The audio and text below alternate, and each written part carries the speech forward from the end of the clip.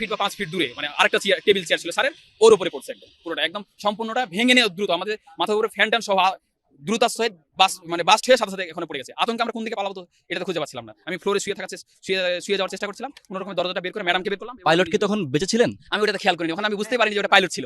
প্রথমে আমি তো আতঙ্কে মানে ওখানে আছে ধুলাবালির মানে অন্ধকারে ওখানে কি পড়ছে সেটা কিন্তু আমি মানে বুঝি নাই, বুঝতে পারছি। সিঁড়ি থেকে নেমে দেখতেছি একটা ডেড বডি, ওখানে ওটা সম্ভবত গার্ডিয়ান বা হয়তো টিচার মানে বড় মানুষের ডেড বডি, মস্তিষ্কের অর্ধেক নাই। প্লাস হচ্ছে তারপরে হচ্ছে একটা বাচ্চা, তার বাচ্চার একটা ডেড বডি।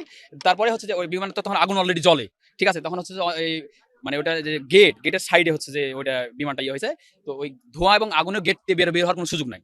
আশেপাশের বাচ্চারা আরো সবাই অন্যান্য ক্যাম্পাসের ওরা সবাই দৌড়ায় গেল, সবাই আসলো চারি সাইড দিয়ে, বাচ্চাগুলোকে দুই সাইডের ইয়েগুলো দিয়ে আপনার হচ্ছে বারান্দার সাইড দিয়ে গ্রিলগুলো, সেনাবাহিনী চলে আসলো তখন, সেনাবাহিনী আসার পর গ্রিলগুলো ভেঙে দিয়ে সাইড দিয়ে তখন মই দিয়ে বের করার চেষ্টা, আশেপাশের বাচ্চাগুলোকে ওদিকে দূরে সরাই দেওয়া, এবং যেগুলো বের হয়ে আসছে ওগুলোকে ধরে ধরে হচ্ছে যে আপনার এই অ্যাম্বুলেন্স আর ওই ইমার্জেন্সি বের করা ওগুলোতে আবার আমরা তুলে দিলাম।